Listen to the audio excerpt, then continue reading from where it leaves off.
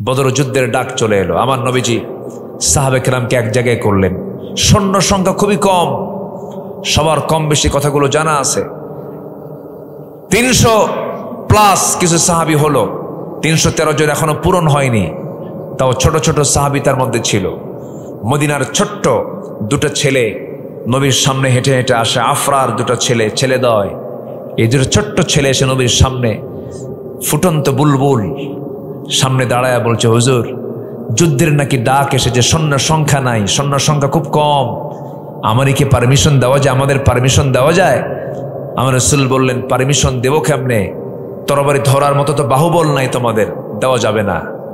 ওই দুইজনের মধ্যে বড়জন বলে, হুজুর ও লম্বায় ছোট আছে, আমি একটু বড় আছি, অন্তত আপনি আমাকে পারমিশনটা দিয়ে দেন। ছোট্ট ভাইটা বলতেছে, হুজুর ওর যদি পারমিশন দেন আমারও দিতে হবে। কেন? ও লম্বায় বড় হতে পারে, শক্তি আমার গায়ে বেশি। নবীজি খুব খুশি হয়ে গেলেন। নবীজি হাসতেছেন কিন্তু চোখের কোণায় পানি জমে গেছে। আমার নবীজি বললেন, ঠিক আছে, যুদ্ধে তোমরা যাবে, কে ফার্স্ট হয় দেখি। দুইজন লড়াই লেগে গেছে, মারামারি লেগে গেছে। বড়জন ছোটজনকে নিচে ফেলে দিয়েছে। ছোটজন নিচ থেকে বড় ভাইয়ের কানের মধ্যে মুখ ঢুকায় বলে, ভাই রে, তুই আমার চেয়ে বয়সে বড়, আমি তোর সঙ্গে পারবো কেমনে? গায়ের শক্তি একটু কমায় দে। গায়ের শক্তি কমায় দিল। লাফ মেরে বুকের উপরে বসে বলতেছে, হুজুর এই যে দেখেন, বড়জনকে আমি নিচে ফেলে দিয়েছি। নবীজি মুস্কি হাসি মারলেন। ছোট্ট দুইটা বাচ্চাকে বগলের নিচে রেখে আকাশের দিকে হাত তুলে বলছেন, আল্লাহ, গায়ের শক্তি নাই কিন্তু ইমানের শক্তি আছে। যেরকম সুবহানাল্লাহ। পারমিশন দিয়ে দিলেন, যুদ্ধ শুরু হয়ে যাবে। আমার নবীজি 313 জন সংগ্রহ করলেন। বদর প্রান্তরটা ছিল মদিনা মুনাওয়ারা থেকে 80 মাইল দূরে। কত মাইল দূরে বলেন? 80 মাইল দূরে। পায়ে হেঁটে হেঁটে পা গুলো ফুলে গেছে, পা গুলো ফসকা পড়ে গেছে। রমজান মাস, হাতে তরবারি নাই। কারো কারো কোনো সাহাবীর হাতে তরবারি নাই, তারা খেজুর গাছের ডাল হাতের মধ্যে নিয়েছেন। যুদ্ধে অংশগ্রহণ করলেন। যুদ্ধ শুরু হয়ে যাবে। আমার নবীজি যুদ্ধ পরিচালনা করতেছেন। বদর যুদ্ধের দিন কাফেরদের ভিতরেও অধিকাংশ কাট্টা কাফেররা অংশগ্রহণ করেছিল। সাহাবে কেরাম এদিকে 313 জন সাহাবী কিনে রাসূল যখন বদর প্রান্তরে যখন উপস্থিত হয়ে গেলেন, যে জায়গায় তিনি দাঁড়ানো ছিলেন সেই জায়গা ছিল বালুর জায়গা। আল্লাহ পাক আমাকে এই সচক্ষে দেখার তৌফিক দান করেছেন। বালুর মাটিতে যখন লেগে যায়, পাটা ডেবে যায়, হাঁটু পর্যন্ত পা গেড়ে যাচ্ছিল। সাহাবীরা বলছেন, ইয়া রাসূলুল্লাহ, যুদ্ধ করতে আসলাম আল্লাহর পথে, আমাদের পা ডেবে গেলে আমরা যুদ্ধ করব কেমনে? আল্লাহর পক্ষ থেকে সাহায্য চলে আসলো। আকাশ ঘন মেঘ জমা হয়ে গেল, বৃষ্টি নাজিল হলো। বালুর উপরে যখন পানি পড়ে, বালুটা শক্ত হয় না নরম হয়? শক্ত হয়ে যায়। গরম পরিবেশ ঠান্ডা হয়ে গেল, সুন্দর পরিবেশ তৈরি হয়ে গেছে। যুদ্ধ শুরু হয়ে গেছে। এই যুদ্ধের ময়দানে সাহাবীরা অংশগ্রহণ করলেন। 14 জন সাহাবী শাহাদত বরণ করেছেন। কয়জন সাহাবী বলেন? 14 জন সাহাবী শাহাদত বরণ করেছেন। এর মধ্যে ওই যে ছোট্ট দুইটা বাচ্চা যখন যুদ্ধের অনুমতি পেয়ে গেলেন, এর মধ্যে একজন, ওই 14 জনের মধ্যে একজন, এই দুই ভাইয়ের মধ্যে একজন শাহাদত বরণ করেছেন। যুদ্ধের ময়দানে গিয়ে এক সাহাবীকে ডাক দিয়ে বলল, চাচা, কাফেরদের নেতা, কুরাইশদের নেতা আবু জেহেল কোথায়? সাহাবী বলছে, আবু জেহেল দিয়ে কি করবা? ছোট্ট আওয়াজে বলতেছে, আমরা আজকে যুদ্ধের ময়দানে যেতে চাচ্ছি, কারোর সঙ্গে মোকাবেলা করার জন্য নয়। আমাদের মূল লক্ষ্য হলো আবু জেহেল খতম হয়ে গেলে আমাদের কোনো যুদ্ধ করার প্রয়োজন নাই। জোরে কোন আল্লাহু আকবার। ছোট্ট মানুষ, বড় টার্গেট। বড়জন যুদ্ধের ময়দানে ছোটজনকে বলছে, চলো আবু জেহেলকে খুঁজে বের করি। এক সাহাবীকে ডাক দিয়ে বলছে, কই আবু জেহেল, কই যে আবু জেহেল দেখা যায়? বলতে দেরি হলো, সিংহের মতো গর্জন দিয়ে চলে গেছে। আবু জেহেলের দুই পাশে দুজন পজিশনে দাঁড়ায় আছে। ছোট্ট তরবারি নিয়ে আবু জেহেলের দুই পায়ে সজোর আঘাত করেছে। আঘাত করার সঙ্গে সঙ্গে আবু জেহেল ওই যে ধরাশয়ী হয়ে জমিনে পড়ে গেছে। আবু জেহেল কোমর সোজা করে আর কোনোদিন দাঁড়াতে পারে নাই। জোরে কোন আল্লাহু আকবার। কিন্তু এইদিকে সে বড় ভাই কাফিরদের দ্বারা আক্রান্ত হয়ে গেলেন। পিছন দিক থেকে একজন কাফের তার ডান হাতে যে হাতে তরবারি ছিল সে হাতে মেরে দিয়েছে তরবারির আঘাত। এক আঘাতে ঝনঝন করে তরবারি পড়ে গেছে, হাতটা এক আঘাতে ঝুলে আছে চামড়ার সঙ্গে, বাম হাতে চট করে তরবারি তুলে নিয়েছেন। বাম হাতে যুদ্ধ করতে করতে ডান ঝুলন্ত হাতটা, ডানের ঝুলন্ত হাতটা সে বারবার বাম হাতে ধাক্কা খায়। নামাজের মধ্যে সেই যুদ্ধের মধ্যে ওই সাহাবী করলেন কি, ডান হাতটা সোজা বাম পায়ের তলে রেখে এত জোরে টান মারলেন হাতটা ছিটকে পড়ে গেল। যুদ্ধ থামালেন না, যুদ্ধ চালাতে লাগলেন। এক পর্যায়ে দেখা গেল কাফিররা তার বাম হাতটাও কেটে ফেলে দিয়েছে। যুদ্ধ করবেন কি দিয়ে? দুই তরবারি, দুই হাতি দোনায় তরবারি ধরবেন কেমনে? ঝনঝন করে তরবারি পড়ে গেছে। কালিমার ঝান্ডা ফেলতে দিলেন না, কালিমাকে উবুলান করেছেন। এক পর্যায়ে দেখা গেল পিছন থেকে একজন কাফের এসে সেই ছোট্ট বাচ্চার গর্দান বরাবর আঘাত করেছে, মস্তকটা ছিটকে পড়ে গেল। বড় ভাই মাস দুনিয়া থেকে বিদায় নিয়ে গোটা বিশ্ববাসীকে জানায়া দিলেন, ও দুনিয়ার মুসলমান, ভ্রাতৃত্বের বন্ধনে আবদ্ধ হয়ে উখুয়াত তৈরি করে আল্লাহর জমিন, আল্লাহর দিন কায়েম করার জন্য, জান্নাত পাওয়ার জন্য জানমাল এমন করে কোরবান করে দিতে হয়। জোরে কোন সুবহানাল্লাহ। আমরা জিহাদ করব কার পথে? আসতে বলবেন না, কার পথে? আরো জোরে, কার পথে? নামাজ না পড়া? নামাজ পড়ার দরকার আছে না নাই বলেন? 5 ওয়াক্ত নামাজ পড়বেন কারা কারা? একটু হাত তুলে দেখান দেখি। জোরে বলি ইয়া আল্লাহ, আরো জোরে বলি ইয়া আল্লাহ। আমাদেরকে 5 ওয়াক্ত সালাত আদায় করার তৌফিক তুমি আল্লাহ দিয়া দাও। জোরে বলি আমিন, আরো জোরে আমিন, আরো জোরে আমিন। কষ্ট দিয়ে ফেললাম মনে হয়। আমার দেশে নামাজি বেশি না বেনামাজি বেশি? হ্যাঁ, যাকাত দাতা বেশি না সুদখোর বেশি? হ্যাঁ বলেন। আমার দেশে বিয়ে সহজ না জেনা সহজ? কি পরিবেশ আমরা উপহার দিলাম, কি পরিবেশ আমরা উপহার দিলাম। সব কিছু চেঞ্জ হয়ে যাবে। একটা কথা বারবার বলছি, সেটা হলো আমরা ভ্রাতৃত্বের বন্ধন আবদ্ধ হয়ে কোরআনকে লালন করব। জোরে বলি ইনশাআল্লাহ, আর জোরে বলি ইনশাআল্লাহ। যুদ্ধ শুরুর প্রাক্কালে আমার নবীজি 50 জন তীরন্দাজ সাহাবীকে এক জায়গায় ডাক দিয়ে বললেন, সাহাবীরা এইদিকে আসো, ভ্রাতৃত্ব তৈরি করো, মোহাব্বত তৈরি করো। বিজয়ের জন্য যুদ্ধ আগে দরকার না, ভ্রাতৃত্ব আগে দরকার। ভ্রাতৃত্ব আগে দরকার, বিয়ে আগে দরকার। আমার বন্ধুগণ, এই যে আমার দেশে যত কাজ আমরা করতে যাব, সেই কাজের ক্ষেত্রে আগে আমাদেরকে দেখতে হবে আমাদের মধ্যে ইখলাস আছে কিনা, ভ্রাতৃত্ব আছে কিনা, আন্তরিকতা আছে কিনা। বিয়ে আগে দরকার না মন ভালো হওয়া আগে দরকার? বলেন বলেন বলেন বলেন। নিয়ত ভালো হওয়া দরকার। আমি বউকে ভালোবাসলাম না, সংসার হবে কেমনে? পরস্পরে ভ্রাতৃত্ব, এই বিজয়টা আসবে কেমনে? উহুদের ময়দানে আমার নবীজি 50 জন তীরন্দাজকে বললেন, সাহাবীরা তোমরা তীর নিয়ে হাতে নিয়ে এখানে বসে থাকো। এই জায়গা থেকে নড়মান, এটা একটা চিকন রাস্তা আছে, কাফের এই দিক দিয়ে আক্রমণ করতে পারে। যুদ্ধ শুরু হয়ে গেছে, যুদ্ধে মুসলমানদের বিজয় প্রায় হয়ে গেছে। কিন্তু এই 50 জন সাহাবী ভাবলেন, যুদ্ধ যেহেতু শেষ হয়ে গেছে, এখানে থেকে লাভ কি? নবীর কথা অনুমতি না নিয়ে তারা সেই জায়গা থেকে স্থানটা ত্যাগ করলেন। ওই চিকন গলিপথ দিয়া কুরাইশদের একটা টিম ওই দিক দিয়ে তারা আচমকা ভিতরে ঢুকে গেল। ভিতরে ঢুকে পড়েই কাউকে টার্গেট না করে তারা প্রথম টার্গেট করেছে রাসূলকে লক্ষ্য করে। তারা দুনিয়া থেকে বিদায় করার জন্য প্ল্যান হাতে নিয়েছে। দূর থেকে করলো কি, হাতের মধ্যে পাথর নিয়ে মারা শুরু করে দিল। আগে প্রথমে মারলো, তারা তীর মারা শুরু করলো। 10 জন সাহাবী নবীর চতুর্পাশে প্রাচীরের মতো দাঁড় হয়ে বলছে, হুজুর যত তীর লাগবে আমাদের গায়ে লাগবে, আপনার গায়ে একটা আঁচড়ও লাগাতে দেব না।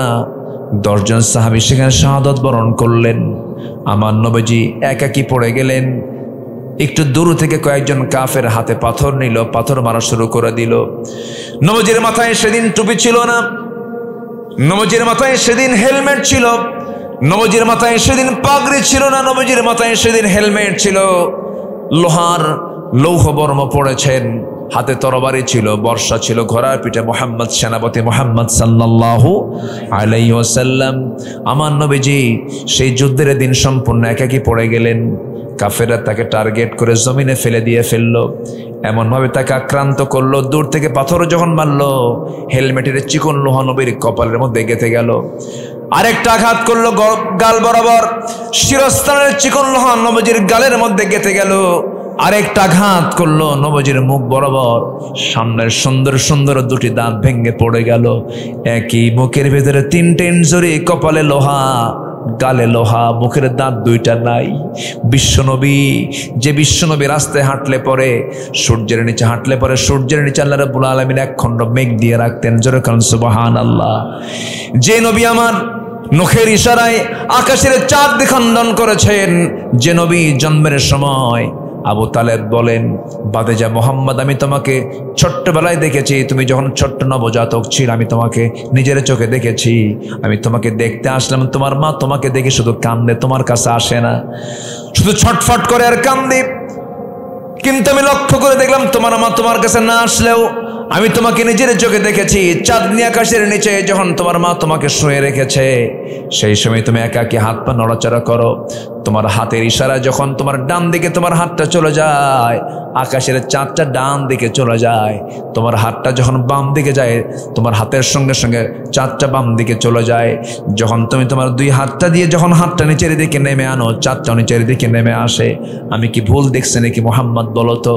রাসূল মুস্কি হাসি মেরে বলছেন, চাচা আপনি যা দেখেছেন সঠিক দেখেছেন, কারণ আমার মা আমাকে কোলে নিতে পারেন না, এই জন্য, কারণ স্বামীকে তিনি হারিয়েছেন।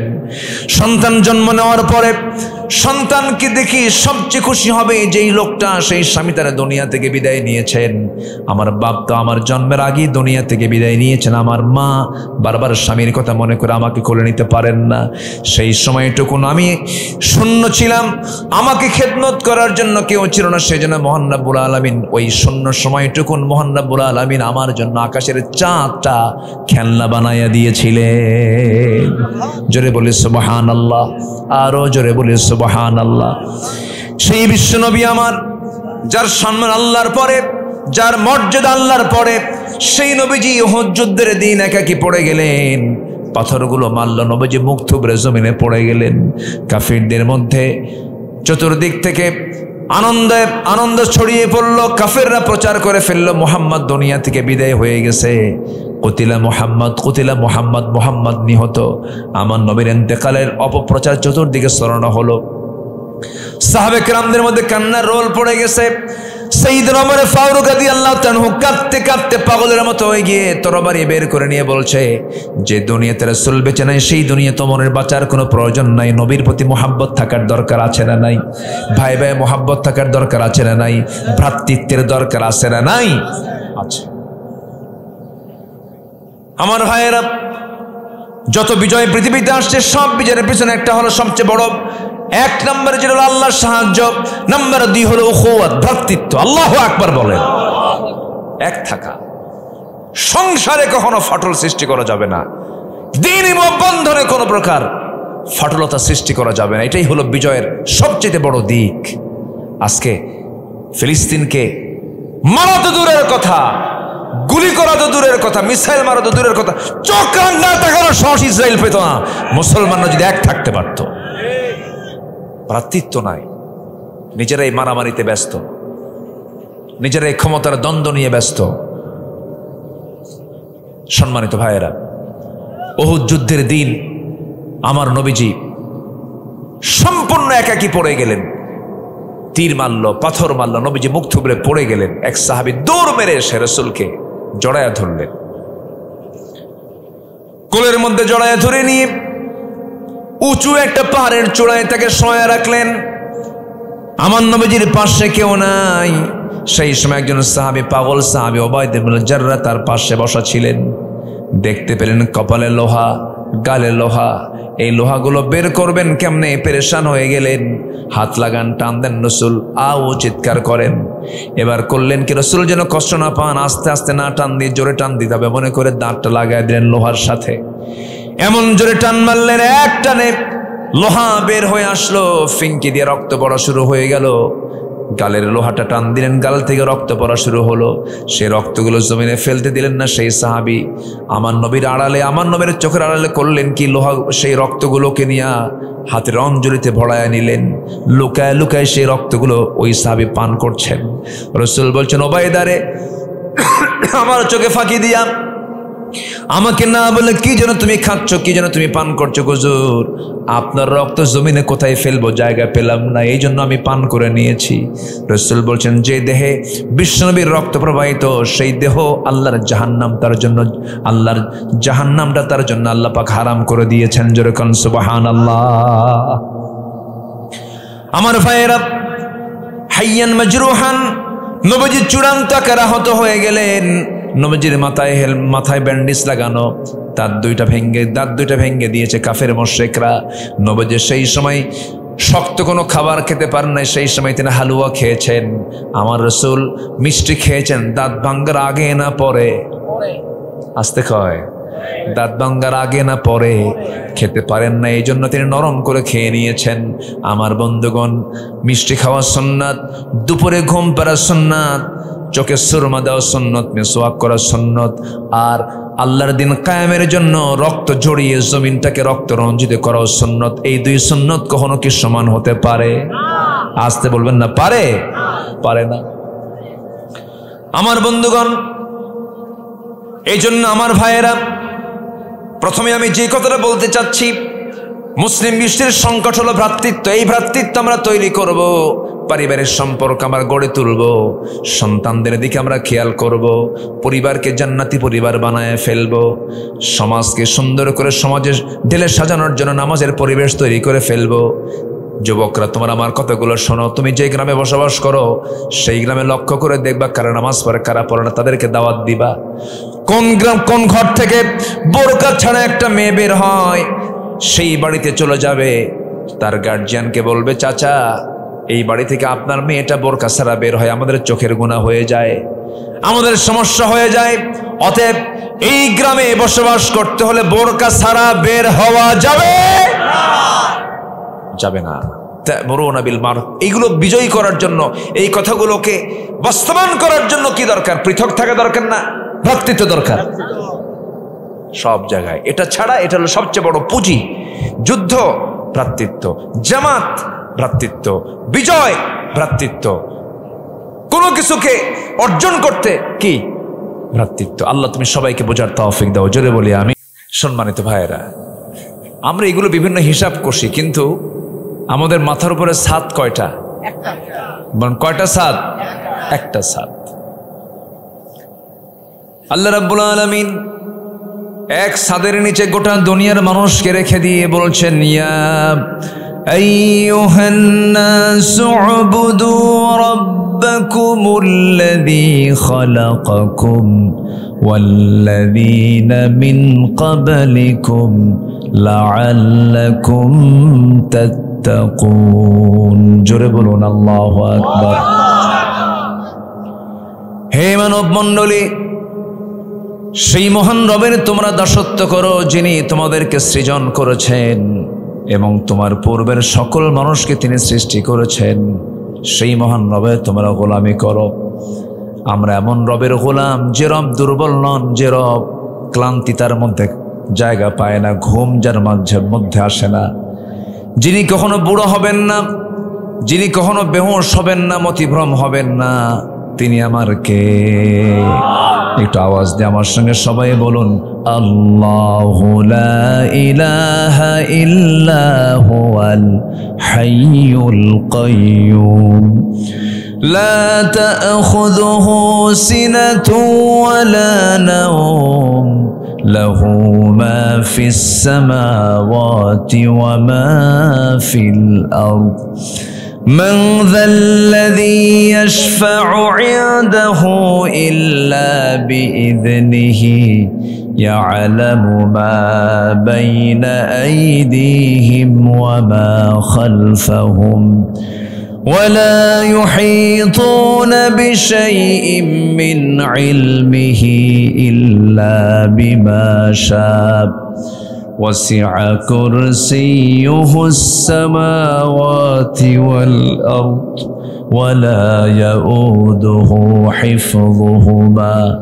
وهو العلي العظيم জোরে বলুন আল্লাহু আকবার। 9টা বাক্য মিলে একটা আয়াত। আমার রবের পরিপূর্ণ পরিচয় যে আয়াতের মধ্যে পাওয়া যায়, যিনি চিরস্থায়ী, যিনি চিরঞ্জীব, যাকে ঘুম পর্যন্ত স্পর্শ করে না, এমনকি তন্দ্রা পর্যন্ত যিনি জান্নাত সিনাও যার মধ্যে হয় না, তিনি আমার কে? সেই মহান রব্বুল আলামিন আমাকে আপনাকে এই দুনিয়ার ক্ষণিকের বাসিন্দা করে পাঠায়া দিয়েছেন। আমি একটা লক্ষ্যে দুনিয়াতে এসেছি, আমাকে একটা লক্ষ্যে পাঠিয়ে দিয়েছেন। সেই মূল লক্ষ্য হলো সবার আগে চিনতে হবে যাকে, সবার আগে বুঝতে হবে যাকে, সবার আগে বোঝা পরিণত হবে যার সাথে, তিনি আমার কে? আসতে বলবেন না, তিনি আমার কে?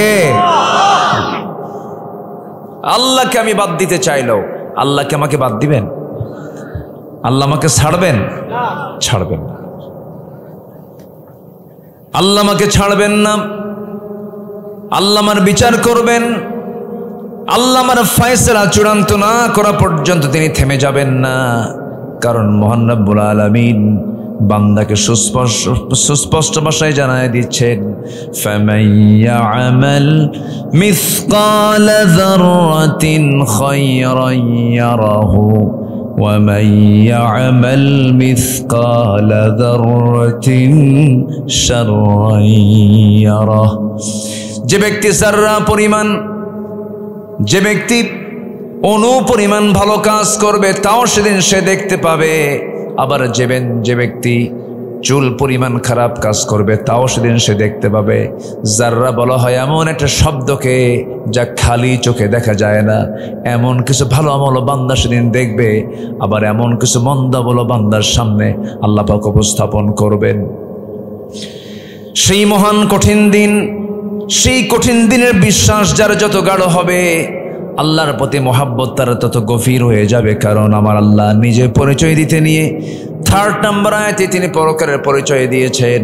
তিনি বলছেন, যারা পারেন ঠোঁট মিলিয়ে বলুন, আলহামদুলিল্লাহি রাব্বিল আলামিন আর রহমানির রহিম মালিকি ইয়াউমিদ্দিন ইয়্যাকা না'বুদু ওয়া ইয়্যাকা নাস্তাঈন। জোরে বলুন আল্লাহু আকবার। সকল প্রশংসা তার, যিনি রব্বুল আলামিন, যিনি রহমান, যিনি রহিম, যিনি বিচার দিবসের মালিক, মালিক ইয়াউমিদ্দিন। বিচার দিবসের মালিকানা কার? আসতে বলবেন না, কার? আল্লাহ হচ্ছেন সেই দিবসের মালিক। আল্লাহ নিজ হাতে বিচার করবেন, কাউকে ছাড় দিবেন না, কাউকে ছেড়ে দিবেন না। কারণ আল্লাহ নিজে বলছেন, ওয়াকিমুল ওয়াজনা বিল কিসতি ওয়ালা তুখসিরুল মিজান ওয়াল আরদা ওয়াদাআহা লিল আনাম ফিহা ফাকিহাতু ওয়ান নাখলু যাতুল আকমাম। আল্লাহু আকবার। তোমরা তোমাদের ওজনকে সঠিক করো, ওজনের হেরফের করো না। দুনিয়াতে ওজন যার সঠিক হবে, আখিরাতে ওজন তার সঠিক হবে। দুনিয়াতে বিচার যার সঠিক হবে, আখিরাতেও বিচার তার সঠিক হয়ে যাবে। আমার বন্ধুগণ, এই 16 বছর যে বিচারালয়গুলো দেখেছি, কোর্ট কাছারিগুলো দেখেছি, সেখানে কি সঠিক বিচার না ব্যাঠিক বিচার হয়েছে? সঠিক না ব্যাঠিক? ব্যাঠিক। পৃথিবীর প্রত্যেকটি জায়গায়, ম্যাক্সিমাম জায়গায় বিচার কি তার নিজস্ব গতিতে চলে? নিজস্ব গতিতে আইন চলে? সব জায়গায় একটা প্রভাব চলছে, প্রভাব বিস্তার চলছে। এই 54 বছরে কেউ কেউ মুক্তিযুদ্ধকে ব্যবসা মনে করেছিল। আসতে কন কেন? আসতে কন কেন? মনে যা চেয়েছে তাই করেছে। দেশের সম্পদগুলো বাইরে পাচার করেছে। যে নেতৃত্বে সম্পদ পাচার হয় সেই নেতৃত্ব হচ্ছে দেশের শত্রুদের নেতৃত্ব। আসতে বলবেন না, জোরে বলুন ঠিক কিনা বলেন। সম্মানিত ভাইয়েরা, আমরা ঠিক আজ থেকে 1 বছর আগের দিকে যদি তাকাই আর এখনকার বাংলাদেশের দিকে যদি তাকাই, বলুন তো এই যে পরিবর্তন, এই যে একটা পট চেঞ্জ হয়েছে, সম্পূর্ণ অবদান কার? আল্লাহ। আসতে বলবেন না, কার? আল্লাহ পাকের। আল্লাহ এই পরিবর্তনটা করে দিয়েছেন। জুলুম টিকে না, জুলুম টিকে না। যেখানেই করেন না কেন, শুধু রাষ্ট্রে না, ব্যক্তি জীবনেও টিকে না। আপনি জুলুম করবেন, ঠকে যাবেন। অহংকার করবেন, হেরে যাবেন, ধ্বংস হয়ে যাবেন। হিংসা করবেন, হিংসার আগুনে আপনি দাউ দাউ করে জ্বলে শেষ হয়ে যাবেন।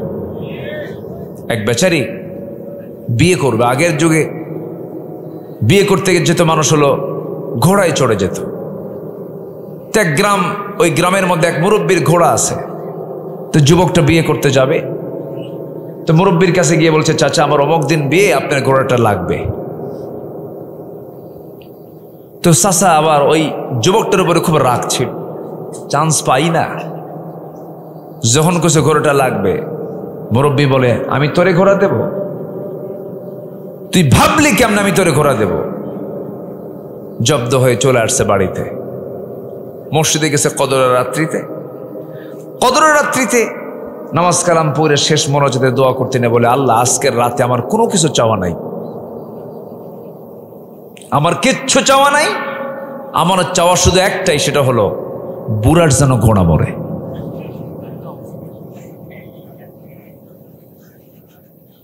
বুড়ার যেন ঘোড়া মরে। এরকম লোক তো মনে হয় আমার দেশে নাই, মনে হয়। আসতে বলবেন না, আছে না নাই? আচ্ছা। তো বলে দোয়াটা করে বাড়িতে আসছে। বাড়িতে এসে দেখে তার বৃদ্ধা মা কান্দে। তো সন্তান মাকে বলে, মা তুমি আজকে কদরের রাত তুমি এরকম করে করে আওয়াজ দিয়ে দিয়ে কান্দো কেন? বাবা তোর গরু মরছে। কি মরছে? তাহলে মালাকুল মউত দোয়ায় আসছে কিনা বলেন? কার কাছে আসছে? যাওয়ার কথা কার কাছে? ঘোড়ার কাছে না যায় আসছে কার কাছে? গরুটা কার? নিজেরই গরু। সম্মানিত ভাইয়েরা, হিংসার ফলাফল এমনই হয়। অহংকার আল্লাহ পাক সঙ্গে সঙ্গে চূর্ণ করে দেন। মেধাবী ছাত্রগুলো বলে ফেললো, আমিও ঢাকা ইউনিভার্সিটির ছাত্র ছিলাম, ভাঙ্গাচুরা পড়াশোনা করেছি। ঢাবিতে যারা পড়াশোনা করে তারা মেধাবী। এদেশের বিভিন্ন আন্দোলনে ঢাকা বিশ্ববিদ্যালয়ের অবদান আছে না নাই বলেন তো? ভাষা আন্দোলন থেকে শুরু করে নিয়ে স্বাধীনতা আন্দোলন, সবকিছুতেই, স্বৈরাচার বিরোধী আন্দোলন, ছাত্র বৈষম্য বিরোধী আন্দোলন, এই যে সমস্ত আন্দোলনে ঢাবির একটা অবদান আছে। এটি একটি আলাদা ময়দান। সম্মানিত ভাইয়েরা, সম্মানিত বন্ধুগণ, অনেক কথাই আছে। আমি রাত বেশি হয়ে গেছে তো আমি চিন্তা আছি যে আপনারা আমাদের থেকে দূর যে কখন মারবেন আমি চিন্তা করতেছি। সবাই থাকতে রাজি আছেন তো? এই মেধাবী ছেলেগুলো বলল, যার কত কোটা, এই মুক্তিযোদ্ধা কোটা, তারপরে কি কোটা আছে? হ্যাঁ, ও উপজাতি কোটা, হ্যাঁ, আরো, হ্যাঁ, দুনিয়ার কোটা মোটা দিয়া যারা মেধাবী ছাত্র এরা ঝরে পড়তেছে, ওরা চাকরি পাচ্ছে না, ওদের ভাগে আর নাই, সব ভাগ ওরাই দখল করে ছাড়তেছে। ওরা বলল যে পড়াশোনা করে লাভটা কি, এত স্টাডি করলাম, পড়াশোনা করলাম, যারা কোঠাওয়ালা ওরাই নিয়ে যায়।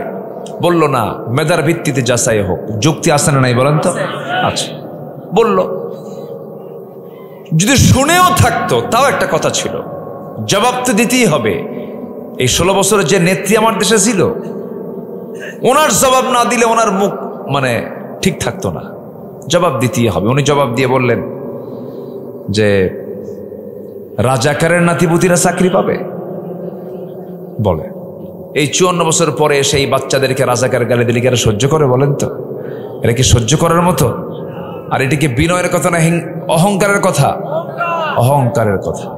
অহংকার করবেন, শেষ হয়ে যাবে। শুধু একটা কথা মাথায় রাখতে হবে, জীবন মৃত্যু আল্লাহ পাক দিয়েছেন। যতই যোগ বিয়োগ গুণন ভাগ করেন না কেন, সব মানে যোগের সব অঙ্কের ফলাফল হলো মৃত্যু। অঙ্কের ফলাফল কি? মৃত্যু, মরে যাও। এই চিন্তা মাথায় নিলে পরে কোনো হিংসা আসবে না, কিচ্ছু আসবে না। আমরা কার গোলাম হয়ে যাব বলেন? আসতে বলবেন না, কার গোলাম হয়ে যাব? আল্লাহ। আসুন, আল্লাহর গোলাম হওয়ার জন্য কিছু চরিত্র সুন্দর করা দরকার। আমি এমন একটা সূরা থেকে আজকে কথা বলতে চাচ্ছি যে সূরাটা প্রত্যেকটা পরিবারে এটার আলোচনা থাকা দরকার। এটা সামাজিক সূরা, সূরাতুল হুজুরাত থেকে আমি কিছু কথা বলতে চাই। ওমা তাওফীকি ইল্লা বিল্লাহ আলাইহি তাওয়াক্কালতু ওয়া ইলাইহি উনীব। যে সূরার ভিতরে আল্লাহ রাব্বুল আলামিন 10টা হুকুম করেছেন এবং সূরাতুল হুজুরাতের মধ্যে আল্লাহ তাআলা ভ্রাতৃত্ব নিয়ে কথা বলেছেন, তাকওয়া নিয়ে কথা বলেছেন। আসুন ধীরে ধীরে সে আলোচনার দিকে আস্তে আস্তে চলে যাচ্ছি। ওমা তাওফীকি ইল্লা বিল্লাহ। আল্লাহ রাব্বুল আলামিন মুমিনদেরকে কেমন হওয়া উচিত এই বিষয়ে সুন্দর করে সূরাতুল হুজুরাতের মধ্যে বলছেন, ইন্নামাল মুমিনুনা ইখওয়া ফাআসলিহু বাইনা আখওয়াইকুম ওয়াত্তাকুল্লাহা লাআল্লাকুম তুরহামুন। জোরে বলুন আল্লাহু আকবার, আরো জোরে বলুন আল্লাহু আকবার। নিঃসন্দেহে মুমিনরা হলো কি? মুমিনরা হলো পরস্পর ভাই ভাই। এখানে কিন্তু কাফেরকে ভাই বলা হয় নাই, মুশরিককে ভাই বলা হয় নাই। কাদেরকে বলা হয়েছে ভাই ভাই? মুমিনদেরকে বলা হয়েছে যার মধ্যে ঈমান আছে। যার মধ্যে কি আছে বলেন? ঈমান আছে।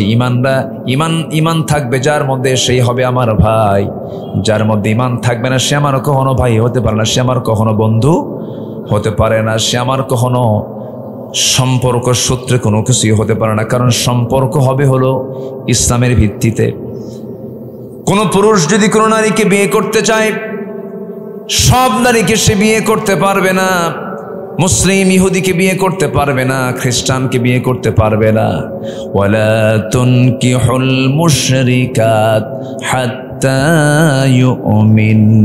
জোরে বলুন আল্লাহু আকবার। কোন মুশরিক নারীকে আল্লাহ রাব্বুল আলামিন বিয়ে তাদের জন্য হারাম করে দিয়েছেন। কোন মুশরিক নারীকে বিয়ে করতে পারবে না। আমার দেশে কিছু পরিবার আছে যে পরিবারগুলো স্বামী হলো মুসলমান, বউ হলো হিন্দু, স্বামী হলো মুসলমান, বউ হলো খ্রিস্টান, স্বামী হলো মুসলমান, বউ হলো ইহুদি। মনে হয় নাই? আসতে বলবেন না, আছে না নাই? নামগুলো বললে আরো ক্লিয়ার হয়ে যাবে। আমার কথা কি বুঝতেছেন আপনারা? আচ্ছা, আছে না নাই? আছে। সম্মানিত ভাইয়েরা, ইসলামকে সবার আগে লালন করতে হবে। ইসলাম দিয়ে সবকিছু। রাজনীতির নিয়ন্ত্রণে ইসলাম থাকবে না, ইসলামের নিয়ন্ত্রণে রাজনীতি থাকবে। রাষ্ট্রের নিয়ন্ত্রণে ইসলাম থাকবে না, ইসলামের নিয়ন্ত্রণে রাষ্ট্র থাকবে। রাষ্ট্রের অধীনে ইসলাম থাকবে না, ইসলামের অধীনে রাষ্ট্র থাকবে। রাষ্ট্র দিয়ে ইসলাম পরিচালিত হবে না, ইসলাম দিয়ে রাষ্ট্র পরিচালিত হবে। কিন্তু আজকের সমাজে আমরা তা দেখছি উল্টা। সম্মানিত ভাইয়েরা, সম্মানিত বন্ধুগণ, এই মাহফিলগুলো আমাদেরকে চলতে দেয়নি, মাহফিলে বাধা দিয়েছে। মঞ্চে যখন উঠেছি এই দীর্ঘ 16-17 বছর, মঞ্চটার সঙ্গে সঙ্গেই প্রশাসনের লোক এসে গোটা মঞ্চ ঘেরাও করে রেখেছে। ডানে বামে কিরামুন কাতিবিন বসে রাখছে। কম অত্যাচার করেনি। সমস্যা ওদের একটাই ছিল, সেটা হচ্ছে জাতি যদি সচেতন হয় আমাদের নেতৃত্বে আগুন ধরে যাবে। কিন্তু জাতি কি জেগে ওঠে নাই? জাতি কি জেগে ওঠে নাই? জাতি কি ঘুম থেকে জাগ্রত হয় নাই? হয়েছে। সম্মানিত ভাইয়েরা, সম্মানিত বন্ধুগণ, আমরা অনেক সংকট দূর করে একটা লেভেলে চলে আসছি, একটা পর্যায়ে চলে আসছি। আমরা এক থাকবো, জোরে বলি ইনশাআল্লাহ। কে কোন দল করি এটা ভাবার আগে ভাবতে হবে কি আমি আল্লাহর গোলাম হতে পেরেছি কিনা, আমি আল্লাহওয়ালা হতে পেরেছি কিনা,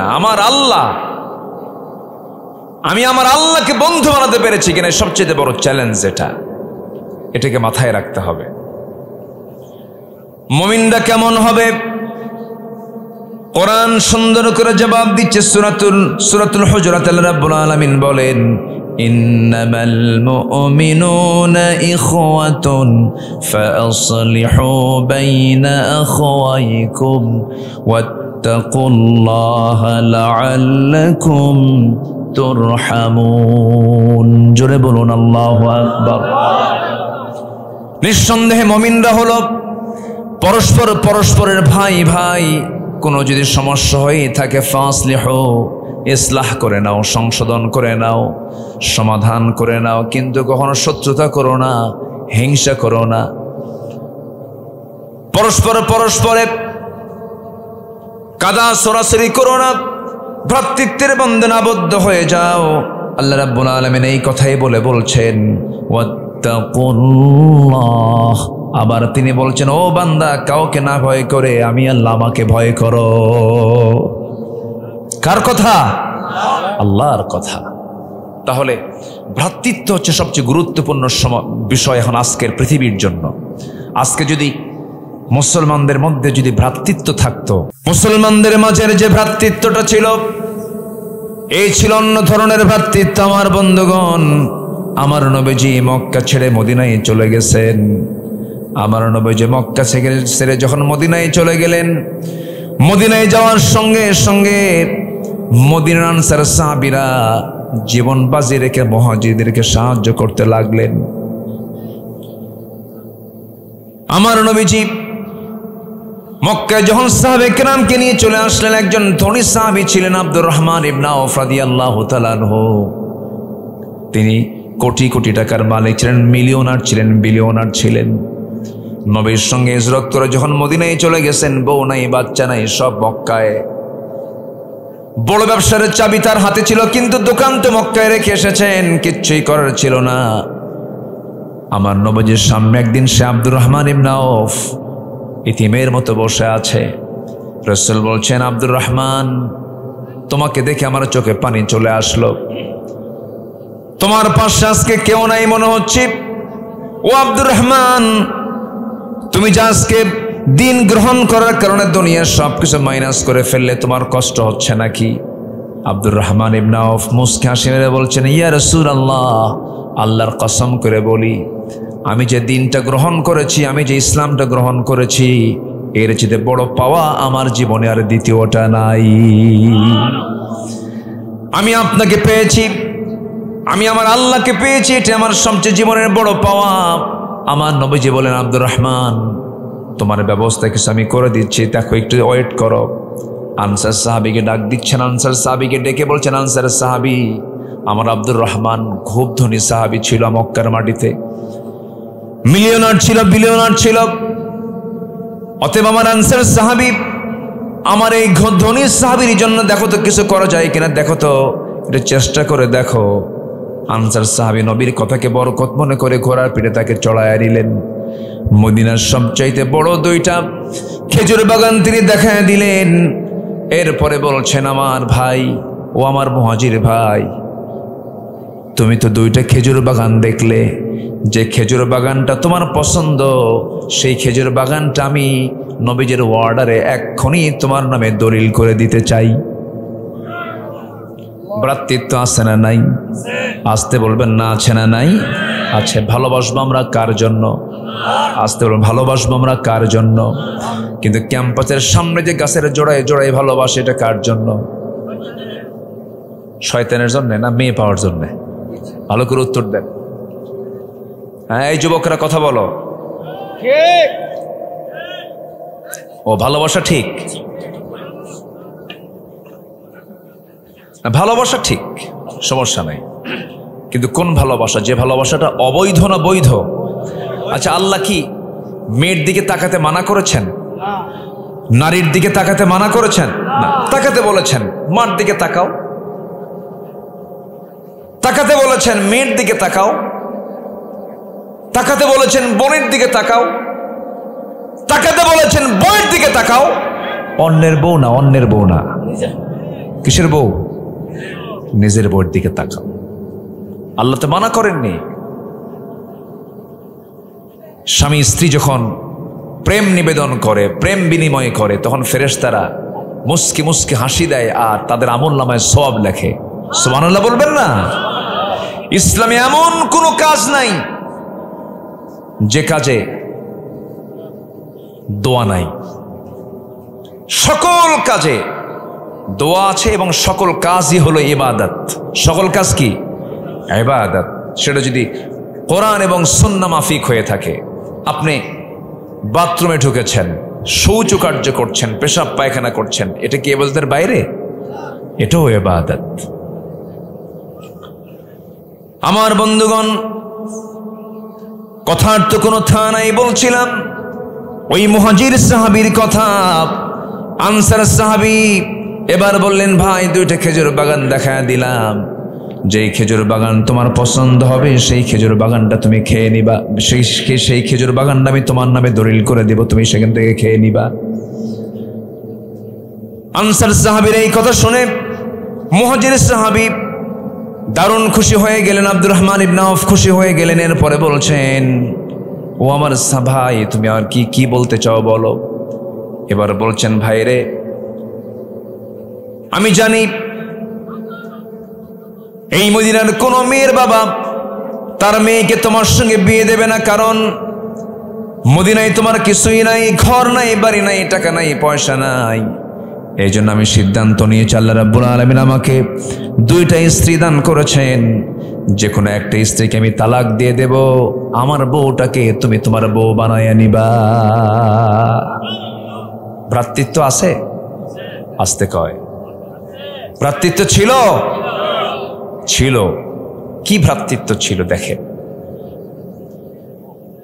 দুই খেজুর বাগানের অর্ধেক দিয়ে দিতে চাইলেন, নিজের বউটাকে তালাক দিয়ে তার হাতে তুলে দিতে চাইলেন, কিন্তু আব্দুর রহমান ইবনে আওফ মুস্কি মুস্কি হাসি মেরে বলছেন, ভাই আব্দুর রহমান, বলছেন ভাই আনসারের সাহাবী, খেজুর বাগানও দেওয়া লাগবে না, বউ তালাক দেওয়া লাগবে না, আমি খুশি হয়েছি তোমার কথায়, শুধু তুমি আমাকে ব্যবসার কিছু সাইড আমাকে দেখায় দাও, একটা বাজার দেখায় দাও। ছোট্ট বাজারটাকে দেখায় দেওয়া হলো, ছোট্ট ব্যবসা শুরু করে দিলেন। ওই যে বরকত হওয়া শুরু হলো, বরকতে বরকতে ধন্য হচ্ছেন আব্দুর রহমান ইবনে আওফ। কয়েক রতি সোনা কামাই করলেন, বিয়েটাকে প্রয়োজন মনে করে, যৌবন আছে যার, বিয়ের প্রয়োজন আসতে কয়। আসতে বলেন কেন? অনেকে বুড়ো চাচা লজ্জায় বলতেছেন, হুজুর আমার তো প্রয়োজন শেষ। আমার বন্ধুগণ, আল্লাহ রাব্বুল আলামিন বিয়েটাকেও জরুরি করে দিয়েছেন। বিয়ে করাটাও ইবাদত। ফানকিহু মা তাবা লাকুম মিনান নিসা মাসনা ওয়া সুলাসা ওয়া রুবা। আল্লাহ পাক বিয়ে করতে বলেছেন, এটা ইবাদতের কাজ। আমার বন্ধুগণ, আব্দুর রহমান ইবনে আওফ প্রয়োজন মনে করলেন, কয়েক রতি সোনা কামাই করলেন, সেই সোনাগুলো বিক্রি, সেই সোনাগুলোর সঙ্গে করে নিয়ে একটা মেয়েকে দেখতে গেছেন বিয়ের নিয়তে। সেই মেয়েটাকে পছন্দ হয়ে গেছে, বিয়েটা করে নিলেন। নবজি দাওয়াত পেলেন না। কে দাওয়াত পেলেন না? কি সমস্যা কি?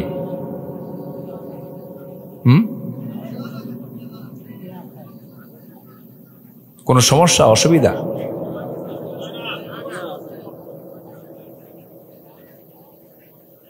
ওখানে আওয়াজ হলো কেন? কি ব্যাপারটা কি? ও ও আচ্ছা, কোরআনের মাহফিল এটা। কিসের মাহফিল বলেন তো? কোরআনের মাহফিল। এই জায়গায় যদি ফেরেশতাদের লিস্টে যদি ফেরেশতারা কিন্তু লিস্ট করে, সেই ফেরেশতার লিস্টে যদি আপনি বেয়াদবের তালিকায় পড়েন, জান্নাত হারাম হয়ে যাবে, জান্নাত হারাম হয়ে যাবে। এটা কিন্তু বিশাল ব্যাপক জায়গা, এটা খেলতামাশার জায়গা না। একটু বসেন, একটু বসেন। আমি তো আমার বাপের কাহিনী বলতে আসিনি, নবী সাহাবীদের জীবন থেকে কিছু কথা বলতে এসেছি। একটু বসেন না, কত সময় এদিক সেদিক চলে যায়। আমি আসছি অনেক আগে, আমি চাইছিলাম যে একটু আগে ভাগে উঠবো, কিন্তু আমার দেশের 95% মাহফিল কমিটির একটা প্রবলেম কি জানেন? এমন সময় উঠায় দেয় যখন মানুষের যাওয়ার সময় হয়ে যায়। একদম 95% কমিটির এই চিত্র। এটা আমার দেশে বলে লাভ হয় না, বলে লাভও হয় না। ময়মনসিংহে এক মাহফিলে গেলাম, 8টার দিকে মাহফিলে গেছে, বলে হুজুর খাওয়া দাওয়া করেন? বালিশ দিলাম, শুয়ে পড়েন। তো বললাম যে আমাকে উঠাবেন কখন? গত বছর বক্তা যে সময় উঠছে তার 1 ঘন্টা আগে তুলব। রাত 3টার দিকে ডাক দিছে আমার। রাত কয়টা? 3টায় ডাক দিয়ে বলে হুজুর চলেন। আমাকে 3টায় দিলেন, গত বছর মেহমান কয়টা? হুজুর 4টায় ছিল, এবার আপনাকে 1 ঘন্টা আগে দিস। এই নওগাঁ মান্দা বদলগাছির সাথী, মান্দার সাথে একটা থানা আছে বাগমারা, নাম শুনেছেন তো? বাগমারাতে এক মাহফিলে গেলাম, বলতেছে হুজুর আপনার বয়ান রাত 4:30টায়। তো বললাম কেন? হুজুর আপনার মাহফিলও শেষ, আপনার বয়ানও শুরু, মাহফিলও শেষ, আপনি শেষ দোয়া করবেন। হুজুর আমি বললাম যে ভাইজান লোক কি থাকবে? কিন্তু হুজুর লোক থাকার দরকার নাই, কিন্তু আওয়াজ দরকার, আওয়াজ। বিচিত্র না, সবকিছুই সময় মতো হওয়া উচিত। এই সিচুয়েশনটা হতো না যদি একটু আগে ভাগে উঠলে এই পরিবেশটা একটু সুন্দর থাকতো। যাই হোক, সমস্যা নেই, লোকজন বসে আছেন, বলি আলহামদুলিল্লাহ, জোরে বলি আলহামদুলিল্লাহ। আমি কিন্তু শুরু করেছি ভ্রাতৃত্ব দিয়ে। আজকে গোটা পৃথিবীতে সবচেয়ে সংকট আজকে আমাদের মাঝে কিসের? ভ্রাতৃত্বের।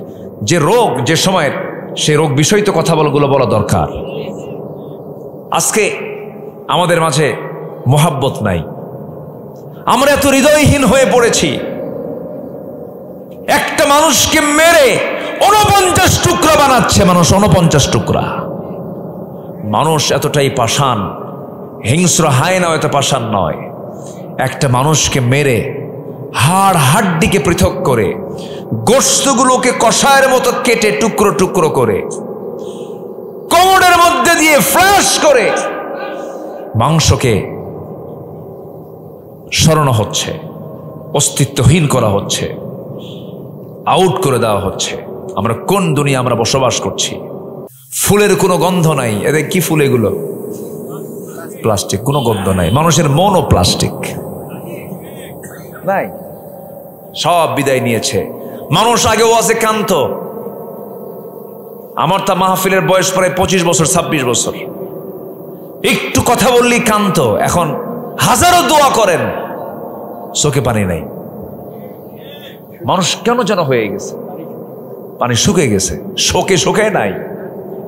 দিলের মধ্যে আল্লাহর ভয়ই নাই। দিলের মধ্যে আল্লাহর ভয় যত বেশি হবে, তার অন্তর তত নরম হবে। কি হবে? নরম হবে। এই জন্য তাকওয়া দরকার, ভ্রাতৃত্ব দরকার। ভাই একটু মনোযোগ দিয়ে কথাগুলো শুনুন, একটু কাজে লাগবে। আমরা ভ্রাতৃত্ব তৈরি করব, ভ্রাতৃত্বের বন্ধনে আমরা আবদ্ধ হব। আজকে ভাই গন্ডগোল। আজকে সন্তান তার মাকে সম্পত্তির লোভে বটি দিয়ে জবা করে। আছে না? আছে না? নাই? কোথায় আছে? এগুলো কি চলছে দুনিয়াতে? এর মূল কারণ হলো ভ্রাতৃত্ব নেই, এবং মূল কারণ হলো আমরা কি ছেড়ে দিয়েছি বলেন তো? কি ছেড়ে দিয়েছি?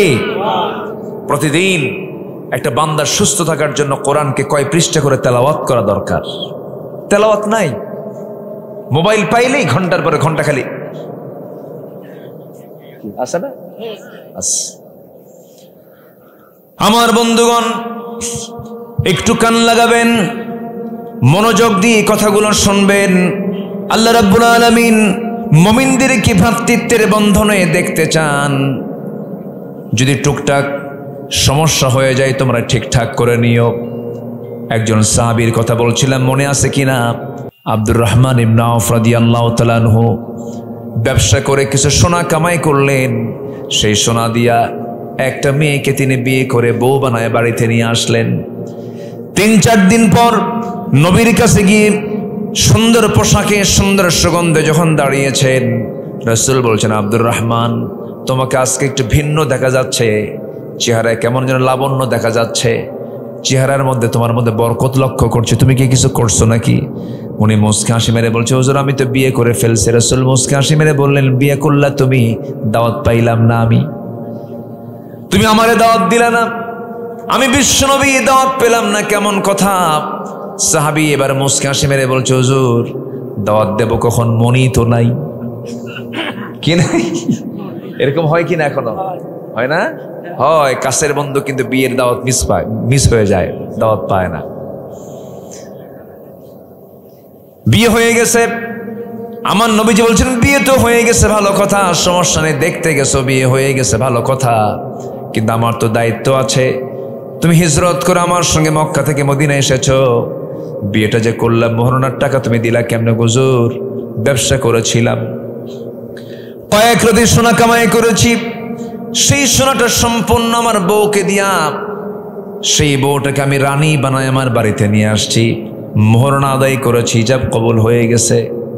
আমার নবীজি এতটাই খুশি হলেন, আমার নবীজি সেই পরিবারের জন্য দোয়া করে বলছেন, আল্লাহ তাআলা আমার আব্দুর রহমান ইবনে আওফ যে ত্যাগ স্বীকার করে মক্কা থেকে মদিনা পর্যন্ত এসেছে, সবকিছু মাইনাস করে দিয়া আমার আব্দুর রহমানের ব্যবসা এবং পরিবারে তুমি আল্লাহ বরকত দিয়া ধন্য করো।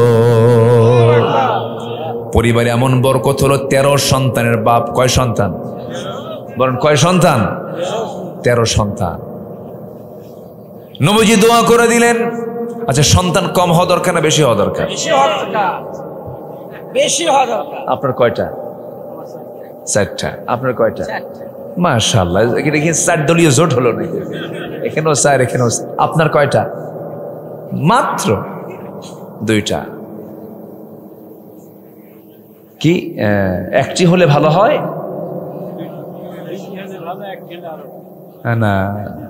2 সন্তানের বেশি নয়, একটি হলে ভালো হয়। হ্যাঁ, কি স্লোগান দিল! অথচ হাদিস, তাজাওয়াজুল ওয়াদুদুল ওয়ালুদ, তোমার অধিক সন্তান জন্মদানকারীর মানে পরিবারে বিয়ে করো, মেয়েকে বিয়ে করো, সন্তান বাড়াও, উম্মত বাড়াও। ফাইন্নী ওয়াহিকুমুল ইয়াউম, আমি রাসূল কিয়ামতের দিন গর্ব করে বলবো আমার এতগুলো উম্মত আছে। আল্লাহু আকবার বলেন। সন্তান এটা একটা বরকত। সন্তান বেশি হলে এটা কি সম্পদ না? সম্পদ না বলেন তো? কিন্তু আল্লাহ একটা ভাগ করে দিছে ইদানিং আধুনিক দুনিয়াতে, যার সম্পদ আছে তার সন্তান নাই, আবার যার সন্তান আছে তার আবার সম্পদ নাই। আচ্ছা, ধনীর ছেলে, ধনীর সন্তান বেশি না গরিবের সন্তান বেশি? বলেন বলেন বলেন। গরিবের সন্তান, কোনো কিচ্ছু লাগে না, কোনো চিকিৎসাও লাগে না, কোনো পেট কাটা লাগে না। পেট কাটা কি কয়? সিজার। সিজার লাগে না। মানে আমরা তো বাংলা কই না, আমরা ইংরেজি কই সবসময়। সিজার, সিজার লাগে না। পৃথিবীর কোন প্রাণী, মানুষ ছাড়া কোন প্রাণীর কি সিজার লাগে? লাগে না। কোন প্রাণীর সিজারের প্রয়োজন হয় না, খালি প্রয়োজন হয় কার? মানুষের। প্রয়োজন হতো না, এটার কারণ আছে। কিছু ডায়াগনস্টিক সেন্টার আছে, ডাকাত আছে কিনা বলেন? আছে কিনা বলেন? যেখানে ইনজেকশন দিলে হয়ে যাবে সেখানে কি করে? অপারেশন। ইনজেকশনের জায়গায় কি? অপারেশন। আমার কথা কি বুঝতেছেন ভাই? কোন প্রাণীর সিজার নাই, মানুষের সিজার লাগে। গরিবের কোনো সিজার লাগে না। গরিবের আল্লাহ রাব্বুল আলামিন বছরের মাথায় একটা, অপর মাথায় একটা দিয়ে দেন, একসঙ্গে 2টাও দেন। বিয়ের বয়স 11 বছর, বাচ্চার সংখ্যা হলো 9টা। কোনো বছর মিস আছে? কোন বছর মিস আছে? কোনো গ্যাপ ট্যাপ নাই। কিন্তু ধনী বিয়ে করেছে 23 বছর, 23 বছরের বাচ্চা একটাও আসে নাই। শেষমেশ থাইল্যান্ড চলে গেল, চিকিৎসার জন্য চলে গিয়ে কোনো মতে একটা সন্তান পেটে ধারণ হলো। সেই সন্তানটার বয়স যখন পেটে 9 মাস হয়ে গেছে, ডাক্তার বলে পজিশন ঠিক নাই, সিজার। কি লাগবে? সিজার লাগবে। বাচ্চা দুনিয়াতে চলে এলো। বাচ্চা দুনিয়াতে আসার সঙ্গে সঙ্গে ডাক্তার বলে দিল ওর তো এখনো ম্যাচুরিটি আসে নাই, পরিপক্ক হয় নাই, তাড়াতাড়ি আইসিইউতে নিয়ে নাও। চোখে দেখে না, কানে শোনে না, তাড়াতাড়ি নিয়ে নাও আইসিইউতে। আইসিইউতে কিছুদিন থাকার পরে 2-3 বছর বয়স যখন হয়ে গেছে, সেই বাচ্চাটা যখন সবার সামনে আসে, তাকায় একদিক, নজর আরেক দিক। এই আসানা নেই বলেন তো? আল্লাহ গরিবকে সন্তান দিয়ে ভরপুর করে দিয়েছেন, ধনীকে সম্পদ দিয়েছেন। আল্লাহ বলছেন ধনীকে তুই টাকা দেখবি, আর আমার গরিব বান্দাগুলো সন্তান দেখে চক্ষু শীতল করবে। সুবহানাল্লাহ। গরিব বেশি খায় না ধনী বেশি খায়? হ্যাঁ বলেন, ধনী বেশি খায়। কে বেশি খায় বলেন? গরিব বেশি খায়। আচ্ছা, শহরের লোক বেশি খায় না গ্রামের লোক বেশি খায়? গ্রামের লোকই তো বেশি খায়। শহরের লোক মূলার নাস্তা করে। কিসের নাস্তা? কি মূলা চেনেন তো? শহরের মানুষ মূলা দিয়ে নাস্তা করে। 4-5টা রুটি নিয়ে বসে, এতগুলো রুটি নিয়ে বসে। ডাক্তার বলে দিয়েছে 2টার বেশি খাওয়া যাবে না, একটা খেলে ভালো হয়। একটা মাত্র কত গ্রাম ওজন হবে? 20 গ্রাম ওজন হবে, 30 গ্রাম ওজন হবে। কিন্তু গ্রামের মানুষ যখন খাওয়ার প্রয়োজন হয়, সে ফজরের সময় উঠে এক চট সে জমিতে হাল চষে আসে, কায়িক পরিশ্রম করে। 9টা বাজার সঙ্গে সঙ্গে বাড়িতে এসে বউকে বলে, বউ রে কি খাবার আছে? রান্না এখনো শেষ হয় নাই, রাতের কি খাবার আছে? পান্তা নিয়ে আয়। পান্তা নিয়ে আসছে। পাতিলের তলে 1 কেজি পান্তা, 1 সের চালের পান্তা। সেই পান্তা নিয়ে যখন ডিশ নিয়ে বসেছে, গাবলা নিয়ে বসেছে, এতগুলো লবণ, 4-5টা পেঁয়াজ আর কাঁচা মরিচ 3-4টা বসে গেছে মজার তালে। এমন খাওয়া খাইলো, গ্রাসের মতো, গরুর মতো গ্রাস দিয়া খাচ্ছে এতগুলো করে। 5 মিনিটে 1 কেজি চাল শেষ। এরপরে বলে, বউ আরো কিছু আছে নাকি? না। খাইছো কেমন? 1 কোনা ভরলো। কয় কোনা ভরছে? কে বলেছে মানুষ সম্পদ পেলেই সুখী হয়ে যায়? না না, সুখী হওয়ার একমাত্র মাধ্যম কে? বলেন কে কে কে? মাধ্যম আল্লাহ। কিন্তু গরিব মানুষগুলো খায়, আল্লাহ তাদেরকে খাওয়ার মতো বরকত দিয়ে দিয়েছেন। ধনী মানুষ খেতে পারে না, ডায়াবেটিস হয়ে গেছে, খেতে পারে না। এটা 2 গ্রাম, এটা 3 গ্রাম, এটা 4 গ্রাম খেতেই পারে না। এতগুলো আঙ্গুর সুন্দর করে সাজানো গোছানো 1 কেজি আঙ্গুরের সামনে থুয়ে রাখছে। হাজী সাহেব খেতে নাই। একটা আঙ্গুর খাওয়ার সঙ্গে সঙ্গে সহকারী বলে, স্যার আর খাওয়া যাবে না কেন? ইনসুলিন নিতে হবে। একটা খায় আর ইতিমের মতো সাদা আইরে পোড়া কপাল খাইতে পারি না। কি কথা কি বুঝতেছে? কোনো চিন্তা নাই। অর্থ আছে কার কত, সম্পদ আছে কার কত, এগুলো চিন্তার কোনো বিষয় নয়। আল্লাহর কাছে আমরা চাবো সম্পদ না সুখ? বলেন বলেন বলেন বলেন। আল্লাহর কাছে আমরা চাবো অসুস্থতা না সুস্থতা? গোটা দুনিয়ার সব কিছু আপনাকে দিয়ে দেওয়া হলো, কিন্তু আপনি অসুস্থ, কোনো লাভ আছে নাকি? কোনো লাভ নাই। কথা তো বিভিন্ন দিকে চলে গেল। আবার লাইনে চলে আসে, ভ্রাতৃত্বের বন্ধনের আবদ্ধ হতে হবে আমাকে আপনাকে। এই উদাহরণ দিয়ে তিনি এক সাহাবীকে টেনেছিলাম, আব্দুর রহমান ইবনে আওফ। আমার নবীজি বলছেন, বিয়ে করছে ভালো কথা, তুমি মোহরের টাকা আদায় করছো নাকি? মোহরের টাকা আদায় করেছি। ওই যে কয়েক সোনা কামাই করেছে, সেই টাকাগুলো, সেই সোনাগুলো দিয়ে বউটাকে রানী বানায় ঘরে নিয়ে আসছি। রাসূল দোয়া করে দিলেন।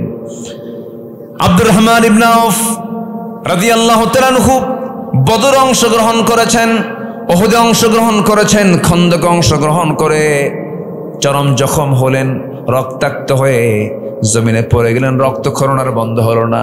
শেষ পর্যন্ত রক্তক্ষরণ হয়ে আব্দুর রহমান ইবনে আওফ রাদিয়াল্লাহু তাআলা আনহু দুনিয়া থেকে বিদায় নিয়েছেন।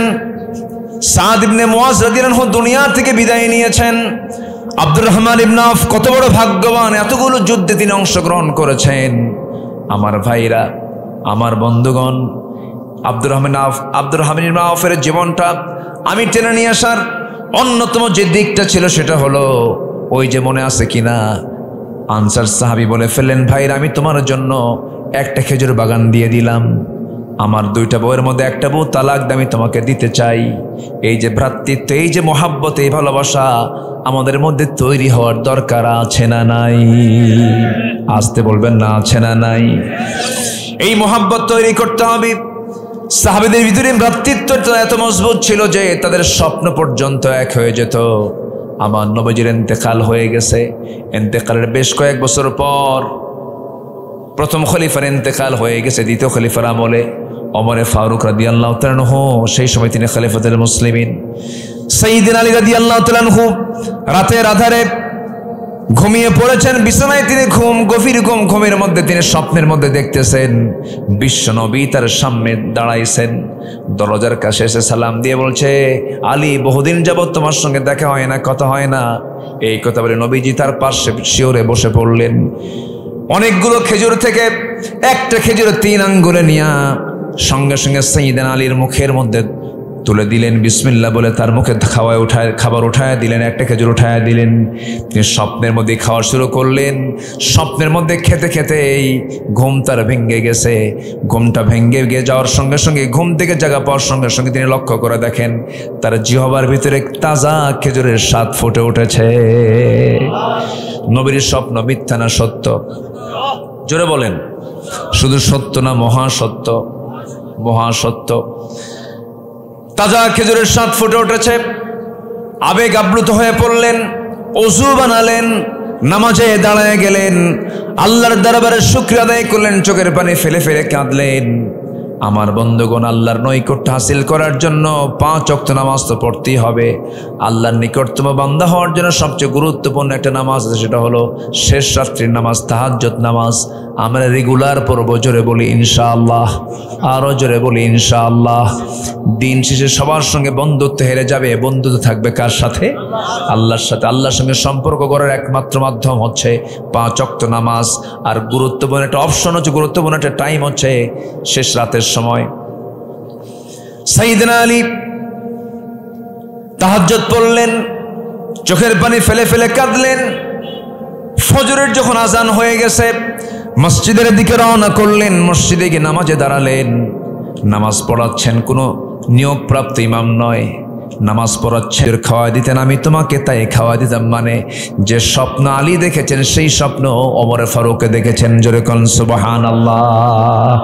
ইন্নামাল মুমিনুনা ইখওয়াতুন ফাআসলিহু বাইনা আখওয়াইকুম ওয়াত্তাকুল্লাহা লাআল্লাকুম তুরহামুন। জোরে বলুন আল্লাহু আকবার। আল্লাহ রাব্বুল আলামিন বলেন, মুমিনরা হলো পরস্পরের ভাই ভাই। ফাসলিহু বাইনা আখওয়াইকুম, ভাইদের মাঝে যত জটিলতা আছে, যত সমস্যা আছে, সব সংকট নিরসন করে নাও। ভাই ভাই হয়ে যাও, বুকে বুক মিলিয়ে নাও, ভ্রাতৃত্বের বন্ধন আবদ্ধ হয়ে যাও। এবং আল্লাহর একটা হুকুমে আয়াতের মধ্যে করছেন, ওয়াত্তাকুল্লাহ, জীবনের সকল জায়গায় একমাত্র ভয় করবে কার? আরো জোরে বলেন কার? আল্লাহর ভয় আমরা করব। আল্লাহর ভয় একমাত্র জান্নাতে যাওয়ার একমাত্র কারণ। আল্লাহর ভয় যার মধ্যে থাকবে সেই বান্দা কোনো হারাম কাজ করতে পারবে না। আল্লাহর ভয় যার মধ্যে থাকবে সেই বান্দা কখনো দুর্নীতি করতে পারবে না। আজকে যদি 16 বছর খোদাভীরু শাসক যদি দেশে থাকতো, আজকে দেশের চিত্র এমনটা হতো না। দেশ স্বাধীন হয়েছে 71, আজকে 2025 সাল। দেশের 54 বছর দেশের স্বাধীনতার বয়স চলছে। কিন্তু এই 54 বছর আমরা যা দেখেছি, জাতির কি ভাগ্য খুলেছে না ভাগ্য পড়েছে? হ্যাঁ, বলেন বলেন বলেন। ভাগ্য খুলেছে না পড়েছে? পড়েছে। কিছুই তো পাইলাম না। সব টাকা দেশ থেকে পাচার হয়ে গেছে, নাই দেশে কিছু। কেউ 25 বছর, কেউ 16 বছর, কেউ 9 বছর, কেয়ারটেকার গভর্নমেন্টটা কয়েক বছর, সব দেখা শেষ। কেউ কিছুই করতে পারেনি। আগামীর দেশ আমরা দেখতে চাই ভ্রাতৃত্বের বন্ধন আবদ্ধ হয়ে একটি সোনার বাংলাদেশ কোরআন দিয়া। সবাইকে রাজি আছেন? রাজি আছেন কারা কারা? হাত উঁচু করে দেখান মুসলমান।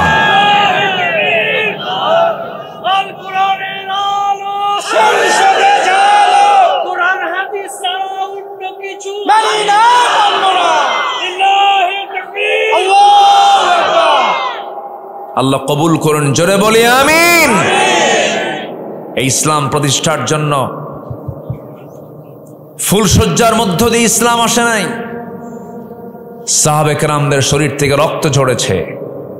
সেই রক্তে ভেজা ইসলামকে আমরা বাংলার জমিনে বিজয়ী করার জন্য,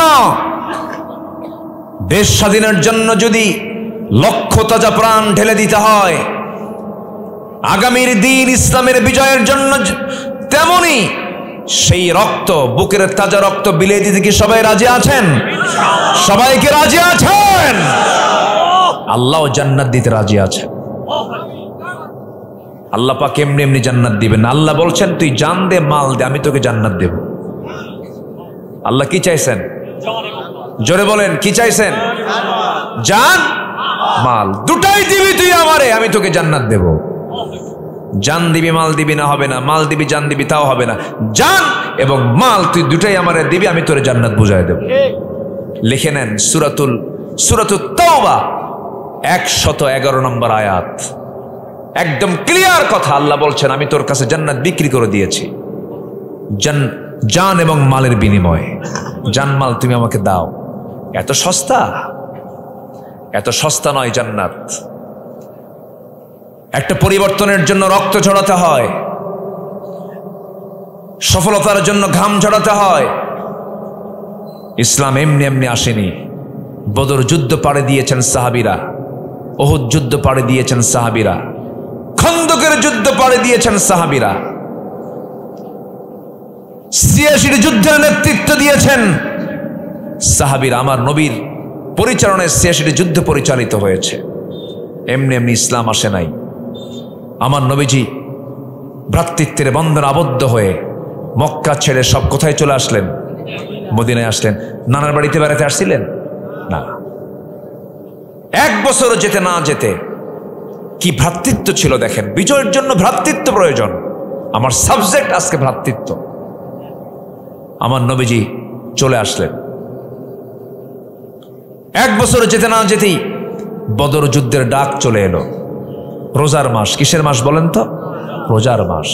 আমার নবীজি সাহাবে কেরামকে বলেন রোজা ভাঙ্গো। কেন হুজুর? জিহাদের ডাক এসেছে। হুজুর রোজাও রাখবো, জিহাদও করবো। রাসূল বললেন না, জিহাদের জন্য শক্তির প্রয়োজন, পানি খাও, শক্তি সঞ্চয় করো, খাবার খেয়ে নাও। সাহাবে কেরামকে রোজা ভাঙ্গায় দিলেন। কোন মাসে বলেন? কোন মাসে? জানমাল নিতে চান কে? আল্লাহ পাক। আমরা দিতে রাজি আছি না ইনশাআল্লাহ? রব্বানা যালামনা আনফুসানা ওয়া ইল্লাম তাগফির লানা ওয়া তারহামনা লানাকুনান্না মিনাল খাসিরিন। রব্বানা লা তুযিগ কুলুবানা বা'দা ইয হাদাইতানা ওয়া হাব লানা মিন লাদুনকা রাহমাতান ইন্নাকা আনতাল ওয়াহ্হাব। গভীর রাত, নিঝুম রাত, মধ্যরাত্রিতে হাজারো মুসলমান নরনারী নিয়া তোমার কালামের একটা আয়াতকে সামনে রেখে ভ্রাতৃত্ব শীর্ষক উখওয়াতের উপরে কিছু কথা বলেছি। এক থাকার গুরুত্ব কি, একতার গুরুত্ব কি, এই বিষয়ে কিছু কথা বলেছি। আজকে মুসলিমদের বিজয়ের ক্ষেত্রে সবচেয়ে বড় অন্তরায়, সবচেয়ে বড় বাধা হয়েছে ভ্রাতৃত্ব। আল্লাহ তাআলা তোমার কাছে এই প্রার্থনায় আজকে করব, সবার আগে আমাদের মাঝে পরস্পর মহাব্বত তুমি আল্লাহ বাড়াইয়া দাও, ভ্রাতৃত্ব বাড়াইয়া দাও। জীবন অর্জিত যত গুণাগুলো করে, যে সমস্ত গুণাগুলো তুমি আল্লাহ আমাদের মাফ করে দাও। দোয়ায় যখন হাত তুলি আব্বা আম্মার কথা মনে পড়ে যায়, যাদের আব্বা আম্মা দুনিয়া থেকে বিদায় নিয়েছেন। জিন্দেগীর গুনাহগুলো মাফ করে দাও, কবরগুলোকে জান্নাতের টুকরা বানায়া দাও। আব্বা আম্মার জন্য কি দোয়া তাও শিখিয়ে দিয়েছো। রব্বির হামহুমা কামা রব্বায়ানি সগীরা, রব্বির হামহুমা কামা রব্বায়ানি সগীরা। অনেক আলোচনা শেষ করে বাড়ি ফিরবো, বাড়িতে ফিরে গিয়ে সব পাবো, কিন্তু মাকে পাবো না। সেই বরকতি মা যারা চলে গেল রে, আযাব মাফ করো, কবরগুলোকে জান্নাতের বাগিচা বানায়া দাও। আল্লাহ তাআলা শীত যায়, গরম আসে, গরম যায়, শীত আসে, রমজান যায়, কোরবানি আসে। ঘুরে ফিরে সবাইকে খুঁজে পাওয়া যায়, কিন্তু আমার সেই বুড়িমাকে খুঁজে পাওয়া যায় না। বুড়িমা আমার দুনিয়া থেকে বিদায় নিয়েছেন। আল্লাহ গো, যারা দুনিয়া থেকে মারি হালাতে বিদায় নিয়েছেন, কবরগুলোকে জান্নাতের বাগিচা বানায়া দাও। মাহফিলটার আয়োজন করলেন যারা, শোনার জন্য আসছেন যারা, সবাইকে তুমি আল্লাহ দয়া করে কবুল আর মঞ্জুর করে নাও। আয় আল্লাহ তাআলা আমার সঙ্গে যারা আমিন আমিন করছেন, যার যে নেক মাকসুদ তুমি আল্লাহ দয়া করে কবুল আর মঞ্জুর করে নাও। আল্লাহ গো, দুনিয়ার 800 কোটি মুসলমান একটা প্ল্যাটফর্মে আসার তৌফিক দিয়া দাও। সাইয়েদনা ওমরের মতো নেতা তুমি আল্লাহ পাঠায়া দাও। দুনিয়া থেকে কোন দিন বিদায় নেব জানি না, তবে যেদিন মরবো টান মেরে ঘর থেকে বের করে দেবে। জীবনের শেষ গোসলটা হয়ে যাবে, মরা মুখ সব দেখে দেখে চলে। আল্লাহ, কেউ আমরা দুনিয়াতে থাকতে চাইলে আমাকে লাথি মেরে বের করে দিবে, আমাকে ধাক্কা মেরে দুনিয়া থেকে বের করে দেবে। মরে যাব 3টায়, জানাজা হবে 6টায়। বেশি দেরি করবে না, বলবে দেরি করলে লাশ ফলে উঠবে, পচে যাবে, গলে যাবে। আমাকে টেনে হেঁচড়ে কবরের দিকে নিয়ে চলে যাবে। কবরের সহায় দেবে, বাঁশ চাপা দেবে। 24 ঘন্টা যাবে না, মাথার চুলগুলো খসে খসে পড়বে। 3 দিন যাবে না, চামড়াগুলো গলে গলে পোকারে পেটের খাবার হয়ে যাবে। 7 দিন লাগবে না, পেটের নারী বাড়ি সব চোখ মুখ কান নাক দা বের হওয়া শুরু হয়ে যাবে। কিম্বুত কিমাকার চেহারা হয়ে যাবে। আল্লাহ, দিন শেষে বন্ধু আমার কেউ নাই, তুমি আল্লাহ ছাড়া। সে অন্তিম সময় যখন চলে আসবে, জবানে জারি করে দিও লা ইলাহা ইল্লাল্লাহু মুহাম্মাদুর রাসূলুল্লাহ।